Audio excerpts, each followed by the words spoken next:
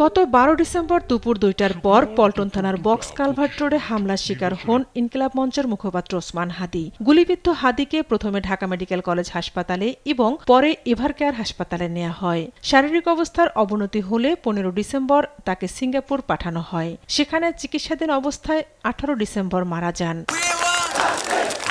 হাদি হত্যার বিচার দ্রুত নিশ্চিত করার দাবিতে আবারও অবস্থান কর্মসূচি শুরু করেছে ইনকিলাব মঞ্চ।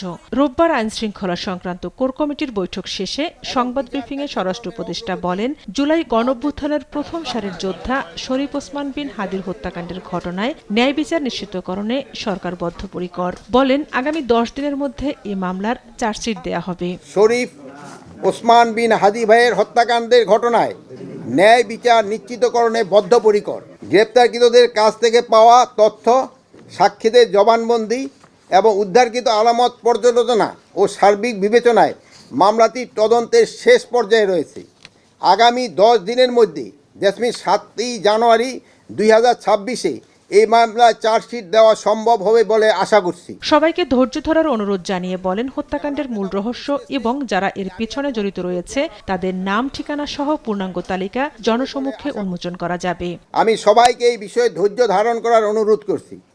আমরা অতি দ্রুত এই হত্যাকাণ্ডের মূল রহস্য এবং যারা এর পিছনে জড়িত রয়েছে তাদের নাম, ঠিকানা সহ পূর্ণাঙ্গ তালিকা জনসম্মুখে উন্মোচন করতে পারবো ইনশাল্লাহ। এ কাজে ব্যাঘাত ঘটাতে ফ্যাসিস্টের দোসর, দুষ্কৃতকারী এবং সন্ত্রাসী তৎপরতা চালিয়ে যাচ্ছে বলেও জানান স্বরাষ্ট্র উপদেষ্টা। ফ্যাসিস্ট, দোসর, দুষ্কৃতিকারী ও সন্ত্রাসীরা অনবরত তৎপরতা চালিয়ে যাচ্ছেন। এদিকে ডিএমপির মিডিয়া সেন্টারের সংবাদ সম্মেলনে অতিরিক্ত police commissioner S N. Mohammad Nazrul Islam জানান, হাদি হত্যা মামলায় দেশে গ্রেপ্তার হয়েছেন মূল শুটার ফয়সালের বাবা, মা আর সহযোগী সহ ১১ জন। আল্লাহর কাছে শুকরিয়া যে এইরকম একটা ক্লুলেস জিনিস আমরা পুরা ঘটনাটা ডিটেক্ট করতে সক্ষম হয়েছি। ঝর্ণা রায়, দেশ টিভি, ঢাকা।